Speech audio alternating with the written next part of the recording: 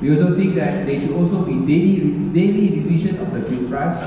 You know, you look at the present market rate, 180 per litre is a little bit high. Based on historical record, when the price of oil was at 46 to 47 US dollars per barrel, in 2005, at that rate, we were paying 1 ringgit 42 cents per litre. And yet, now we are paying higher at 1 ringgit 80 cents per litre. I think there should be daily revision of the fuel price based on the existing market rates. Fourthly, there should be a reduction in electricity tariffs. Don't want to zoom so much on jumpy. Now I know that electricity costs, energy costs comprise 40% of most factories' production costs. That's one of the advantages of being a chief minister. You get all these facts. Then you can call them anytime you want. Tell me, let me look at these numbers. You know, I have the numbers man, so I have all these numbers. Give it to me and then they will give it to you. So 40%, imagine if you cut down electricity tariff, that will go a long way towards cutting costs. And we need to cut costs now if companies have to survive.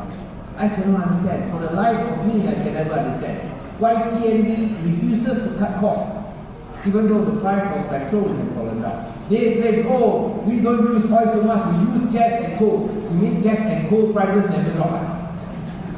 Coal has dropped from a high of US 180 to 84. And yet, there's no drop in the electricity tariffs. Despite saying that they cannot afford, yet TNB can afford to pay 4 billion ringgit to IPPs, independent power producers, 4 billion every year for energy they do not need. You know, Malaysia has one of the highest energy reserve margins in the world. 45%. 4 billion paid every year by Tenaga to the independent power producers who produce energy that TNB does not need. If you can afford to pay 4 billion for energy you do not need, how come you cannot reduce your electricity tariffs?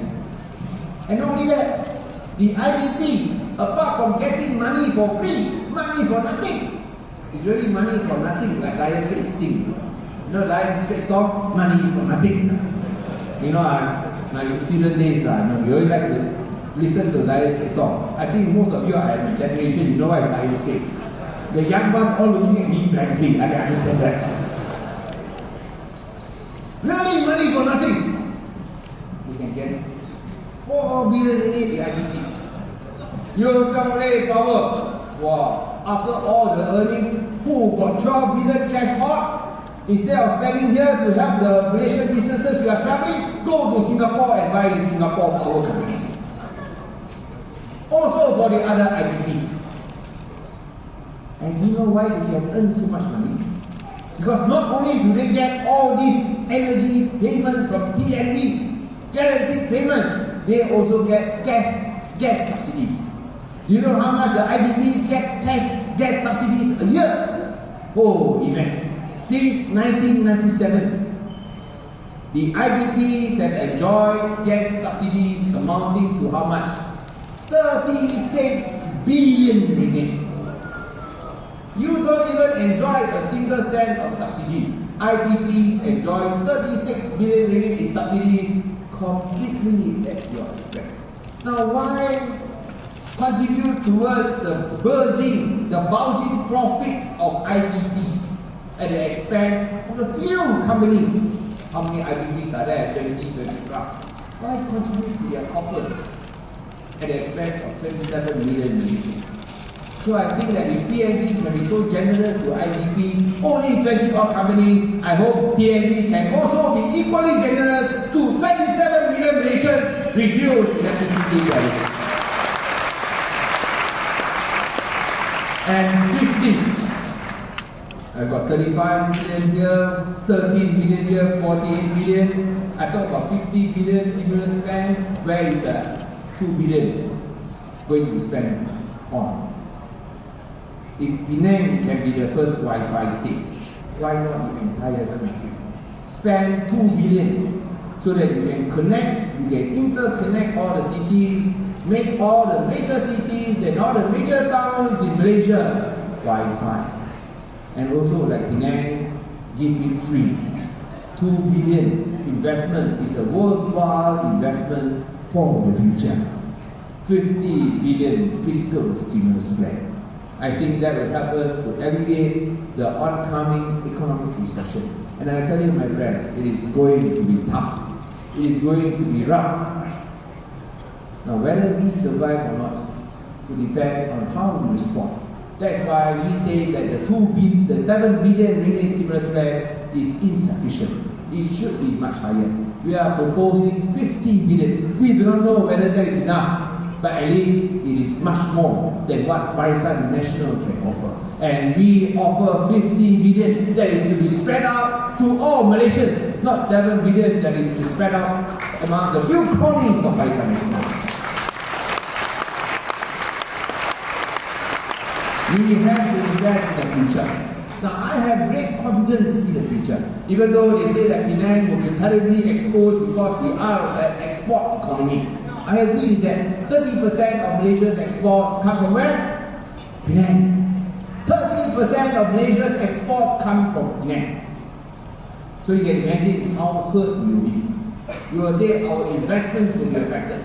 But let me tell you this. Last year we had 4.7 billion ringgit in investments. The whole of last year. 3.1 billion ringgit foreign investment, 1.6 billion local investment. This year, for the first 9 months, what was our results? We had 8 billion ringgit in investments for the first 9 months of the year. Comprising 4.8 billion in domestic investment and 3.2 billion in foreign investment. 4.8 billion in domestic investment is the highest in Malaysia. Now, this is an indication of the confidence of domestic investors in Penang. Their confidence in the new government of Penang, and of course, their confidence and faith in the people of Penang. Well, when I first became Chief Minister, many people ask me, how are you going to govern Penang when you don't have any experience? I say, yes, I don't have any experience. I have no experience in abuse of power, financial malpractices, and corruption. And that is how I will run Penang. A clean government without all the abuse of power and corruption. That is why I implemented a CAT government. Competency, accountability, and transparency. And the foreign investors like that, they say you speak our language. You speak our language. Stop it, start again. No, when you talk about the investments coming into Penang,